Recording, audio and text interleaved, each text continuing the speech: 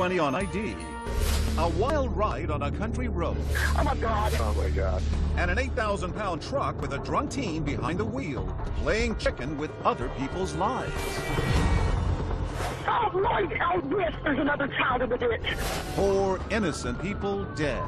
It was carnage. Carnage and destruction. Lives shattered. I started screaming, "Where's my dad?" And a fancy defense for a rich kid. Affluenza. Affluenza. Affluenza. This is preposterous. A teen with blood on his hands and money in his pockets, but not a day in jail. I am sickened by this judge. Up to that point, life has just told him, you can get away with it. But who's to blame? His parents in the hot seat. When's the last time you recall disciplining Ethan? He seemed pretty responsible. Then why is he on the run? The search is underway for a wealthy teenager. The most wanted teenager in the country right now. And he's not alone. And we believe that she's helping him and that she's assisting him. His accomplice, his own mother, caught on surveillance footage. They even had something that was almost akin to a going away party before they left town. Details of the dragnet. So they ate right there in the back. And the question on everyone's mind. Did his parents shower him with everything except the word no? A case of affluenza. Welcome to 2020 on ID. I'm John Quinones. It was a story that grabbed headlines. A fugitive on the run. His passport and family bank accounts tracked by authorities. Hundreds of leads pouring in. But this was no career criminal. It was an 18-year-old crossing the border with his own mother. But the capture of Ethan Couch was only one bizarre chapter in a story that began 2 years earlier and thousands of miles away. It started in a place that prides itself on its beauty. But in this town, what was going on behind the closed gates of one home has been called some pretty ugly names. And as Matt Gutman first reported in 2015, it may have led to some tragic results. Take I-35, 20 miles south of Fort Worth, and you arrive in Burleson, Texas, a land of big houses and big trucks. What kind of people live here? Probably just a good, average, middle class, hardworking folks. Get up every morning, go to work.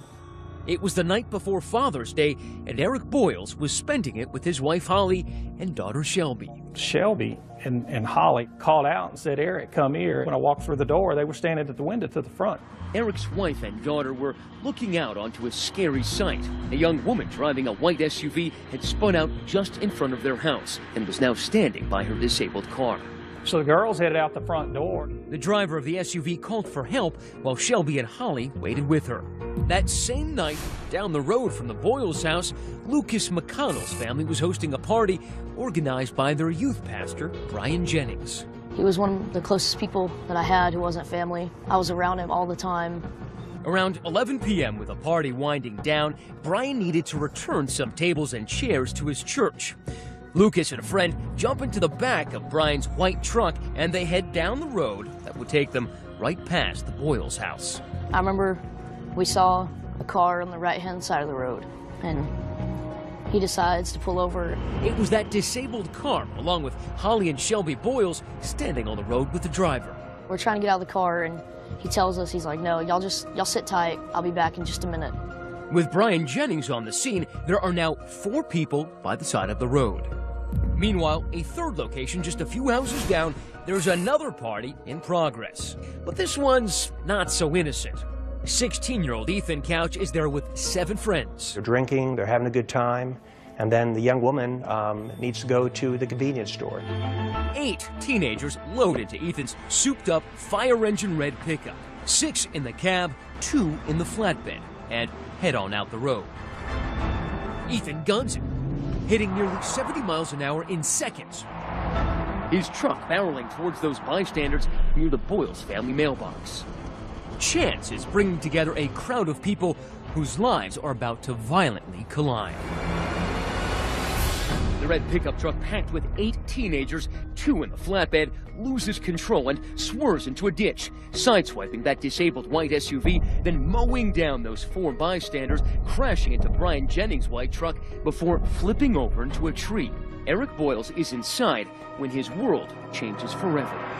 I felt, you know, we don't live in California, but you'd almost think you just had an earthquake. I mean, the house shook. These photos show what remains of the Ford F-350 that Ethan turned into a weapon of mass destruction, and Brian Jennings' accordion white Chevy tossed across the road. The bodies had been scattered hundreds of feet. At the moment of impact, Lucas McConnell was seated in the back of Brian Jennings' parked white truck. Do you remember the sound of metal crunching, of glass breaking? Glass breaking, tires screeching. The car that we were in got hit, and we got shot across the road. We nailed a tree. The back window was completely shattered. A lot of that glass was in the back of our heads. Just seconds later, Lucas's father, Kevin, part of a caravan coming back from that graduation party, pulls up on the scene. I see taillights up ahead. As I got a little closer, I see debris in the road, and I'm thinking, that's not a party, that's a wreck. The debris in the road that I saw was the chairs that we had been taken back to the church, and my heart just sank. I was like, oh my God. As Eric Boyles rushes out his front door to where he left his wife and daughter, he immediately starts dialing the phone. I was on the phone with 911. Shannon County 911, what is your emergency? There's a multi-car accident out in front of my house. While Eric's on with 911, half a dozen other frantic calls come in. There's 4 or 5 kids. There's kids laying in ditches and streets. Are you with the accident right now? Oh, Lord. Oh, yes. There's another child in the ditch. Oh, my God. There were already people out there in front of the house. There was just debris everywhere, table and chairs and car parts and everything else. I walked in the road, and the first thing I did was I found there was a male laying in the road, wasn't moving at all. Between the 4 people dead in the street and the 10 injured in the vehicles, the casualty count is staggering.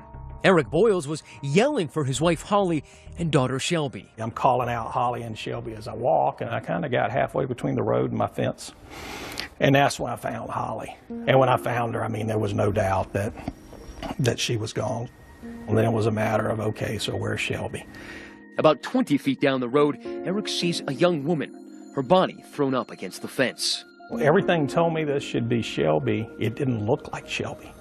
And I'm sitting there trying to process the amount of trauma the bodies went through and what would the impact be and what would that do to you. At the same time, on that same dark road, Kevin McConnell is also searching for his friend, youth pastor Brian Jennings. On the other side of the road, I see Brian laying in the ditch. I ran over there. So you're on the ground to tend to Brian, and suddenly hear what you think is the voice of your son from Yes. the truck. I just heard his voice, and it was just at that moment that I realized that Lucas had been in that truck with Brian. And right as we got out, we realized that it wasn't just us. There was people everywhere, and then we saw Brian. I tried to feel for a pulse. I didn't feel a pulse, and I pull out my phone. I'm calling 911. Sir, how many people are injured, do you know? 1, 2, 3, multiple. I don't even know how many. My dad said, just hold this fence right here and just pray. You can hear Lucas's terrified voice in the background on that call. I need you to sit here and I need you to pray, okay? Oh, my God. Come here. I need you to sit here and I need you guys to pray, okay? Do you remember what you were praying for? Brian's safety. About that time is when the other cars from the party started getting there. Brian's wife Shawn arrives on this hellish scene and realizes there's been a crash and her husband was involved. I really thought, okay, he got hit, but he's going to be okay. And I'm thinking, God wouldn't do that to me. But her faith is tested by what she finds farther down the road. I saw him, and I knew that it wasn't good because I could see that Kevin was doing CPR. And by now, Shauna's 3 children are also on the scene. I was just crying out to God. I was like, please save my dad. I need him. You can't take him yet. I'm not ready. The first EMT or firefighters that got there, they were just so overwhelmed. They would just walk down the road and, is he conscious? Are they conscious? Are they conscious? The scene was as bad, if not worse than anything I've seen, and that's 35 years of law enforcement, because it was a huge crime scene, spread over hundreds and hundreds of yards. Tonight we're hearing the chaos in the moments after a truck full of teens slammed into 3 cars, killing 3 Good Samaritans and a woman with a flat tire. The chain reaction crash happened late Saturday night. It's almost like watching a movie. It's like it's not happening to you, and it's just surreal, and it's not real life, but it was. When we come back, the 16-year-old who was behind the wheel of the red truck has left the scene. Does he really think he could just walk away? He was like, yeah, just remember my name, I'll get you out of all this. He kept saying that. Stay with us.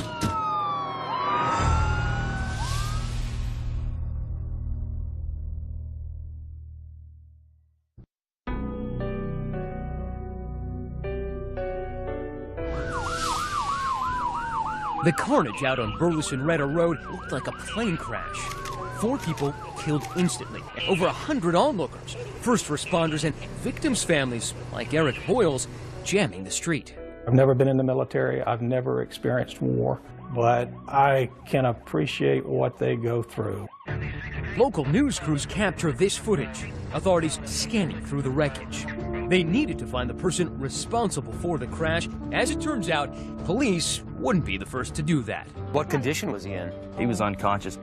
Corbin Clark and his mother Shauna, 2 neighbors heading to the scene, find a passed-out teenager in a ditch, a quarter mile down the road. And I kept saying, hey, what's your name, what's your name? He'd say, what's your name? And he said, hey, man, I'm Ethan, I can get you out of all this. I was like, I guess he thought I was involved.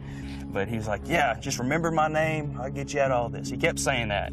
His name, Ethan Couch, is now one everybody in Burleson remembers. Somehow, he not only survived the crash, but managed to free himself from the mangled truck, and rather than help anyone, he walked away.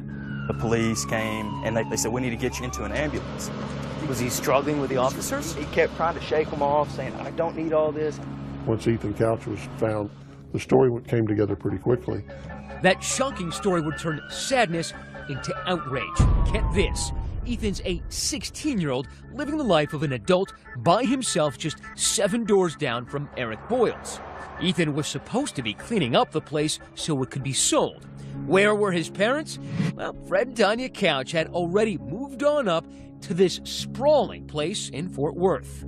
A 7,000 square foot compound. Take a look at that glittering metal roof. You're looking at the Couch moneymaker. Fred's got a multi-million-dollar sheet metal business, and this estate is complete with guard towers, guest house, and a steel gate surrounding it. But the story of the crash begins to be told by Ethan's blood alcohol content. It comes back 3 times the legal limit for an adult, and that's 3 hours after the crash. Now understand, this is 3 hours of time he had for his body to clear alcohol out of his system. Speculation, what his blood alcohol was at the time of the accident is through the roof. As Ethan awakes in a hospital bed, the sun also rises over Burleson-Retta Road. It is Father's Day. The next day, I found these packages where my Father's Day cards had been filled out. And my Father's Day gifts were there. But they were gone. There was no preparation, no time to say goodbyes or anything else. Tarrant County has suffered a terrible loss, but in the following days, support from the community would be overwhelming. I'm gonna live to make my daddy proud. The memorial for local youth pastor Brian Jennings draws so many mourners it has to be streamed online. Meanwhile, investigators continue to piece together the events of that fateful night, sifting through wreckage that spans nearly a city block. The day after the incident, just 7 doors down, officers pay a visit to Ethan's house in Burleson. No one is home, but a trash bin brimming with cans and bottles right outside paints a vivid picture of the previous night's activities. So not only was he drunk, but there were traces of THC, Valium, and some other drugs. Right, which, according to our toxicologists, were bad enough on their own, but you combine those with alcohol. Just a recipe for disaster. Richard Alpert is an assistant district attorney who came onto the case just a day after the crash. The first thing we started doing is bringing those witnesses in and talking to them. Will you please state your name? Garrett Ballard. Star Teague. Garrett Ballard, Ethan's best friend since grade school, and Star Teague, a former and brief love interest, were 2 of the teens in Ethan's red truck that night. Just remember. These are never-before-seen deposition tapes from a civil lawsuit resulting from the crash. Star says Ethan, Garrett, and another boy started drinking around 6 p.m. the night of the crash. All 3 of them did a shot of vanilla I don't know what it was. So they start drinking, taking some shots, and then they decide to go pick up some friends. On the way back, they decide, well, we want to get some beer. So there's already alcohol at the house, and Ethan clearly has money, but they decide it'd be more fun to steal the beer. At the Walmart, I went in, grabbed the beer. This is surveillance video from that Walmart. Sure enough, there's Garrett Ballard and 4 other teenage boys. Then we walked out the fire exit. Ethan stayed with the vehicle, and when the other 5 stole the case of beer, they actually ran out the exit door. The teens head back to Ethan's empty house, and the drinking continues. Not just beer, but shots of the 190 proof grain alcohol called Everclear. And then the young woman needs to go to the convenience store. But even the other ones who've been drinking knew Ethan had too much to drink, and they tried to talk him out of it. And he would have none of it. It just made him angry. With that, all 8 teenagers pile into the truck. With Ethan Couch behind the wheel, right away, things start breaking bad. Pulls out of there, and immediately is going so fast that there's the star, it's telling him to slow down. And so his response is, well, I'll just drive into oncoming traffic. So he starts playing chicken with a car in front of him. I was yelling at him, get over, you need to get over. And when he swerved, the back tires jerked. Just remember seeing something in the road, and then loud bang, and I remember being in the air. The vehicle was going about 68 miles per hour. Had Ethan ever pumped the brakes? No brakes. Never touched the brakes? No evidence of braking was there. You know, your brain, when you're that intoxicated, doesn't work the way it should. And at that point, I thought Ethan was dead. So I freaked out, and I got out of the truck. I climbed out the back, and I guess I had tunnel vision. I just walked, I just took off. But for Ethan Couch, walking away from the consequences of this accident wouldn't be as easy. No. Not with this prosecutor determined to get justice. I don't know if Ethan's life is salvageable. And quite frankly, I don't care. But Ethan's parents believe his life can be salvaged. And for them, apparently, money is no object. A month after the crash, Ethan is sent to swank Newport Beach, California for rehab. Ethan was at a spa-like treatment center in California. Welcome to Newport Academy. Its promotional video shows sunset around the fire pit. Equine therapy and yoga are parts of the program. Rehab that cost Ethan's dad nearly $100,000. We're talking about him living in luxury even while he's being treated. Ethan's parents, meanwhile, were trying to figure out how to keep their kid out of prison. They quickly assembled the best criminal defense team money could buy, and what a memorable defense it turned out to be. When did you first see Ethan Couch? It was about 2 hours after he got home from the hospital. This is Dr. Dick Miller in another deposition video. Now, he's a prominent psychologist hired as part of that powerhouse legal team. Well, I think Ethan Couch is suffering from adjustment reaction to adolescence, I would say. What Dr. Miller was learning in his meetings with Ethan would come to shape this story. That throughout his young life, Ethan's parents showered him with everything except responsible parenting. Ethan learned you should be able to do what you want to do when you want to do it. I think that was the message generally. Before too long, we realized that we weren't dealing with a typical juvenile. Or typical parents. The Couches definitely had plenty of coin, and for Ethan, that meant every day was Christmas. Nintendos and jet skis as a kid, later, a tricked-out truck, even his own credit card. Instead of the golden rule, he was taught that we have the gold, we make the rules at the Couch household. I said that. And for Ethan, there weren't many rules, even when it came to driving, which his parents let him do at just 13. By 15, he was starring in his own version of Home Alone, at that 4,000-square-foot ranch house he frequently stayed at just down the street from the Boyles family. These pictures from the website Zillow show a wet bar in the den and a swimming pool out back. And if his parents weren't around, it sure seems that alcohol often was. From the friends we talked to, the one thing they admitted very early on was that Ethan was no stranger to alcohol. I think one night we went through a 30-pack just between us. Roughly 15 beers apiece. Probably about that. Ethan's buddy Garrett even admits to seeing him drive drunk on at least 3 different occasions. There was history there. There absolutely was history. There was history and warning after warning that this was going to happen. For prosecutor Alpert, enough was enough. It was time for young Ethan to get a dose of reality. Up to that point, life has just told him, you can get away with it. We were going to make sure he didn't get away with this. And he charged Ethan with everything he could, including 4 counts of intoxication manslaughter. Alpert wanted the poor little rich kid to do some big boy time. We were hoping for and asked for 20 years. When Ethan Couch loafed into court, the selfie swagger from Facebook had been replaced by this. Brian Jennings' daughter Abby couldn't believe it. They made him look really innocent for the trial, and that's not who he was. But it turned out there would be no trial. Ethan Couch admitted guilt, and the proceedings moved directly to a sentencing hearing. Really didn't look at anybody. He just kind of sat there, basically stared off into space. And now we come to the key moment in this case. While recommending treatment over incarceration, Dr. Miller drops a curious term. Affluenza. Which goes off like a bomb. Affluenza. He got up there and he talked about the fact that the reason for this crime was he was a child of privilege and his parents didn't say no to him. When you heard it, what did you think? I smiled. I mean, it was ridiculous. I looked at my mom. I just kind of gave her a look. It seemed like a made-up word. We all agreed he had terrible parents, but at some point, offering up that because he was raised as a rich kid, he didn't know the difference in right and wrong as a result of affluenza, just kind of blew our mind. And they were in for an even bigger shock when Judge Jean Boyd announced her ruling. Ethan Couch was sentenced to 10 years probation and time in a rehab facility. 4 dead, 9 injured, and not a single day behind bars.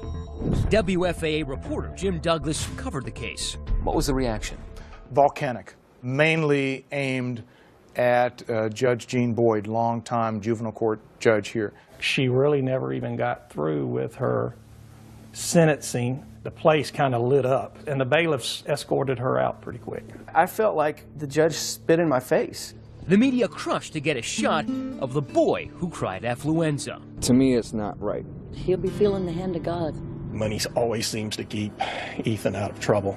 Ethan's lawyer had a different take. We applaud Judge Boyd for having the courage to issue this sentence that's going to give Ethan Couch a chance. Now, even in a law and order state like Texas, it's not uncommon for juveniles to get rehab instead of hard time. Still, the affluenza defense and judge's sentence lit the national media on fire. Well, a verdict in Texas sparking new outrage. Shockingly light sentence in a deadly drunk driving case. Affluenza. Too rich for jail. Judge Jean Boyd said the teen wouldn't get the therapy he needed in jail. I am sickened by this judge. People wanted this judge's head. They just felt like there had never been consequences in this kid's life, and here's one more example, no consequences. Judge Boyd wasn't the only one in the public's crosshairs, so was Dr. Miller, who took to CNN to defend himself. This kid has about an 80% chance of becoming a full functioning citizen. If he goes to the jail, he has about a 10% chance. I mean, he killed 4 people. I really don't think that. I wish I hadn't used that term. Everyone seems to have hooked onto it. What he didn't anticipate was that the BS of what his opinion was going to be hit the winds and he was going to get the reaction he got, which he deserved to get. So many people were now asking, did Ethan Couch's affluence actually buy him a slap on the wrist? Maybe and maybe not, because for one family, the case was far from over. Not so fast. This is not the end of this. They were about to force the Couches into the hot seat to answer tough questions under oath. When's the last time you recall disciplining Ethan for anything? You're gonna want to hear this. Stay with us.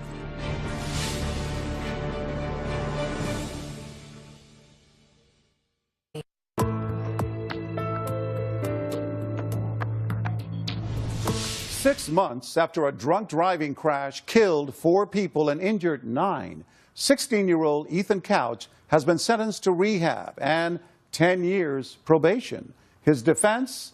A psychologist hired by the family said Ethan suffered from affluenza. That argument might have saved Ethan from jail time, but his troubles aren't over.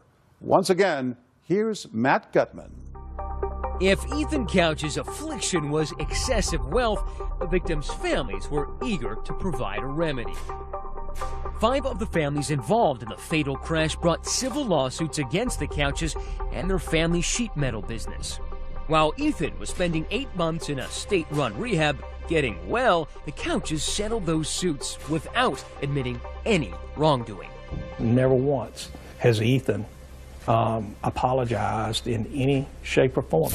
But one family announces they're holding out. I've yet to see anything good come out of it. The McConnells, remember, they lived down the road from Ethan's old booze binge pad in Burleson.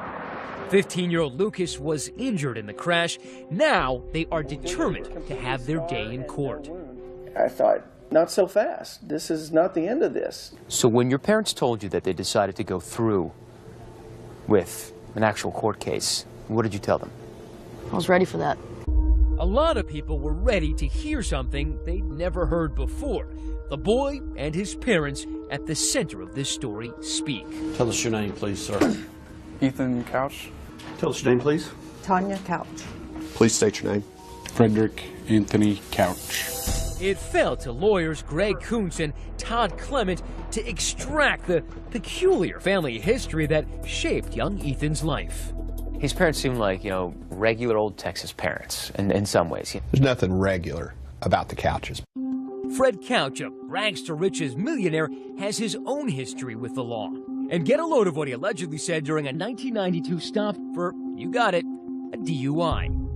Did you tell the arresting officer I make more in a day than you make in a year? Probably.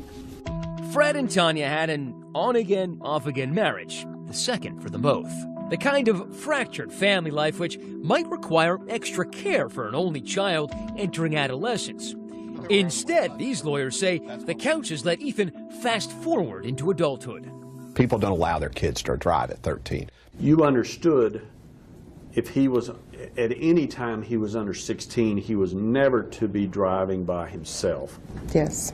Nevertheless, you allowed that behavior to happen, correct? Yes. I just kept asking because I wanted to, and eventually they started letting me drive just to like the corner store by myself. And then that progressed to school? Yes. Fred Couch admitted allowing Ethan to drive, but both parents say they didn't know about his regular drinking. Have you ever seen Ethan drink as we sit here today? I don't remember ever seeing him drink. Maybe not, but she definitely saw him drunk. Just 4 months before the fatal crash, 15-year-old Ethan was stopped by police at 1 a.m. relieving himself in a parking lot. Fort Worth officer comes upon him. He's taking a pee outside of a truck. There's a half-naked 14-year-old girl passed out drunk in the car. And this 15-year-old kid is just mouthing off to this officer, using profanity. His mother shows up, starts talking to him, so she clearly knew he was out there. Did you ask him where he got the alcohol and the vodka that was in the truck? No, I should have, but I did not. Why didn't you ask him where he got it to try to stop it from happening again? I don't know. These attorneys say Ethan Couch wasn't even old enough to drive, was violating as many as 5 laws that night. 5 violations of the law, and nothing's done by Tanya. Well, not quite nothing. Tanya does admit to concocting a story with Ethan to keep her husband in the dark about the more criminal details. I wasn't sure how he would react, so I didn't tell him the whole truth. Tanya told me that Ethan was peeing at the Dollar General. What action did you take? Ethan walked back and forth to work for a month. Oh, really? Do you remember any occasion where your dad punished you by making you walk to work? No. I don't remember ever having to walk to work. Ethan was required to complete an alcohol awareness course and 8 hours of community service within 90 days. Guess what? Didn't happen. We didn't do the community service. You understood, did you not, that he was likely to continue the drinking and driving if there weren't consequences? I should have known that, yes. I really didn't think that that would happen again. But her own daughter, Christy, Ethan's half-sister, warned her that, yes, it could. I just told her that I was nervous that he might be drinking, being at that house by himself, under no supervision. How long prior to the crash was that told to her by you? A week. And that same week, Ethan's friend, Star Teague, says Tanya witnessed Ethan in the house with an open beer. Do you know for a fact whether Tanya saw y'all with beer sitting there? She saw us. Tanya wanted to come in and say, you know, I was always really against drinking and driving. But then when you say, what'd you do to enforce that? There was just nothing. Zero. Do you recall ever disciplining Ethan for anything? Sometimes I would take little things away from him, or we would just discuss the problems. When's the last time you recall disciplining Ethan for anything? I don't remember. Of course, it's hard to discipline a kid when he isn't always under the same roof. Remember, the Couches were letting Ethan play grown-up by himself in the Burleson house. In your mind, it was okay to let a 16-year-old kid stay at the Burleson Retta house by himself without anyone present, correct? That 16-year-old kid, however foolish that it may have been, he seemed pretty responsible. Was there always alcohol then when you were at the Burleson location? Not always, no. Most of the time? Most of the time, yes. If there's alcohol, most of the time there was drugs as well? Yes. You betcha. Ethan rattles off a list of drugs shocking for anyone, much less a 16-year-old. I'm taking Valium, hydrocodone, marijuana, cocaine, Xanax, Vyvanse. I think I tried ecstasy once. Pretty sure that was it. Which brings us back to that deadly June night. And what was your plan? Should have a couple people over and drink. Do you recall any sort of text exchange with your mom the night of this crash? Yes. She just sent me a text saying, don't be out late and don't be drinking and driving. She was asking what we were all doing, and he was telling her, and she knew that we were drinking. She was like, well, just don't drink and drive. That was certainly thoughtful, but by now, Ethan had years of experience blowing off the rules without facing consequences. Why should tonight be any different? Do you remember pulling out of the driveway?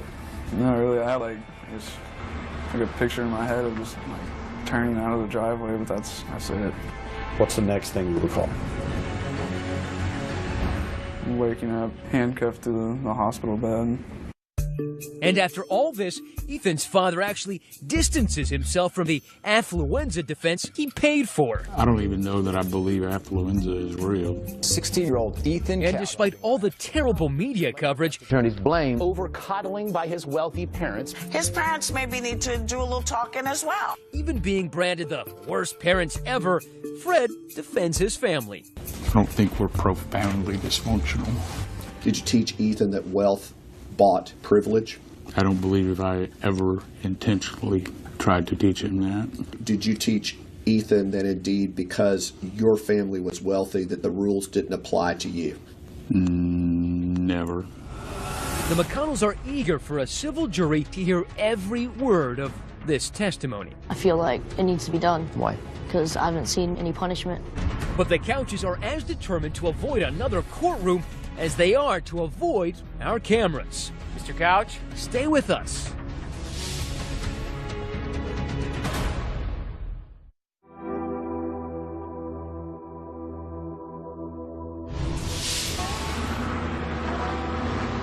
Two and a half years after a truck driven by Ethan Couch plowed into 4 people on this road, the search for justice is still an exercise in frustration for everyone involved. What would justice have looked like to you? Justice would have been the system doing something to Ethan that life hadn't done to him at that point, which is hold him accountable. As the one remaining civil case, the one brought by the McConnell family, worked its way through the courts, the judge from the criminal case decided to call it quits. Jean Boyd, the judge who handed down that controversial sentence, retired in 2014, foregoing a run for re-election. She declined our request for comment. Her career in the public mind will always be defined by this case. Thousands of cases, but Affluenza is the one people will remember. Yes. we went to Texas to track Ethan down ourselves. But it was no easy task. We checked out the fancy Fort Worth house, but no answer there. Anybody home? So we went to the family business where he'd been working. We've been staking out Ethan and Fred's business, which is right across the way, for about a week now. But they're not like regular people. They don't come to work at regular hours. They don't keep regular hours, so it's been really hard finding them. When that steel gate slid open and Ethan finally emerged, he clearly wasn't looking to talk. You don't answer a couple questions? But if you take a closer look, that's him right there. The good news, he's not driving. At the time, abiding by at least that part of his probation. And just as the trial in the McConnell case is about to begin, another stroke of good fortune for Ethan. Lucas and his parents have had a change of heart, settling instead of moving forward with the trial. The last time that we met, you were very serious about taking this all the way. What happened? I think we've succeeded, at least a little bit. I never saw the child drink. I don't think we're profoundly dysfunctional. By showing the world those deposition videos, the McConnells believe they're showing the Couches for who they really are. By you guys coming here and focusing attention on this, this has made it where we've achieved our goals of, letting the world hear about this story. But as it turns out, the story was far from over. Ethan found himself in a whole new world of trouble when this undated video, appearing to show him partying near a beer pong table, surfaced on Twitter. I found it on Twitter and saved it and reposted it. 21-year-old Hannah Hardy wasn't at the party, but an acquaintance of hers was, and claims the gleeful blonde is indeed Ethan Couch. It just was making me mad that they weren't taking any of this seriously, and after seeing the interviews with the victims' families and stuff, it really gets to me. I think that was the trigger that sent him running once that video surfaced. 8 days after that video goes viral, Ethan misses a regular check-in with his probation officer, and he and his mother Tanya, now no longer married to Fred, skip town. We've had a very cooperative effort of all law enforcement in looking for Ethan Couch and now also his mother Tanya Couch. A warrant is issued for Ethan's arrest, and the sheriff turns to the public for help, releasing pictures of Tanya Couch's black truck. We encourage the public to continue to watch for them, to look for this vehicle. If anyone sees anything, call your local law enforcement. With the U.S. Marshals and the FBI now joining the international search, the pressure on mother and son Couch begins to mount. We're not going to quit looking for him, and the longer he's gone, the worse it's going to be. The search is on for and the whole country seems to be asking, where in the world are Ethan and Tanya Couch? The hunt for Ethan Couch and his mother. Oh, absolutely not. Where are they going to live? Like Ethan Couch can make a living in Mexico? Stay with us.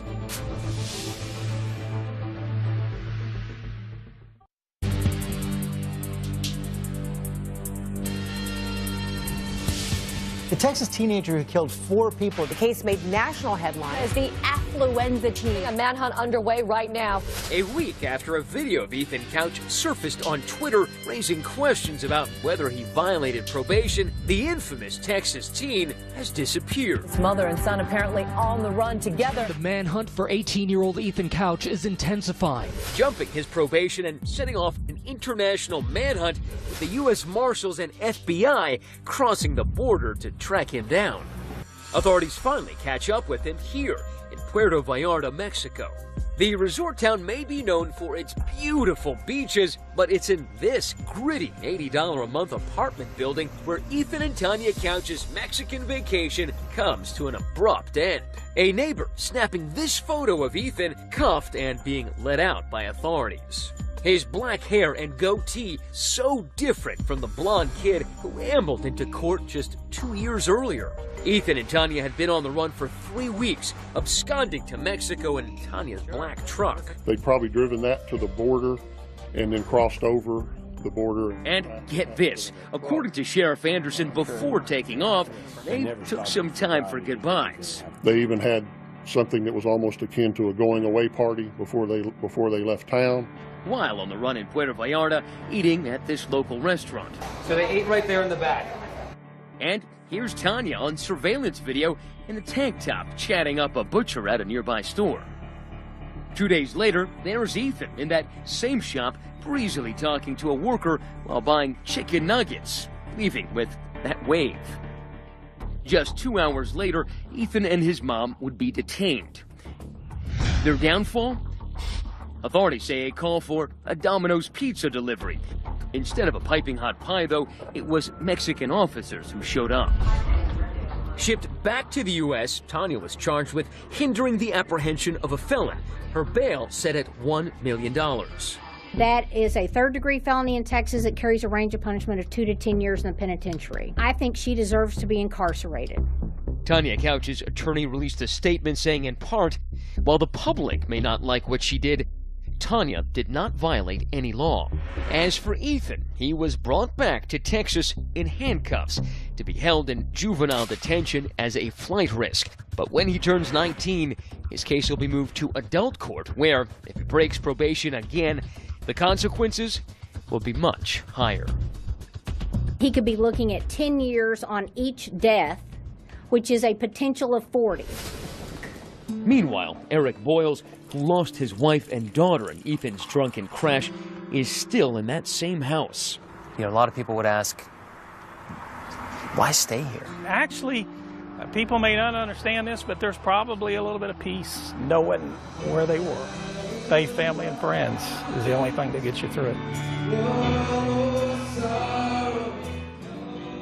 As for Shauna Jennings, the widow of youth pastor Brian Jennings, her faith points her towards forgiveness.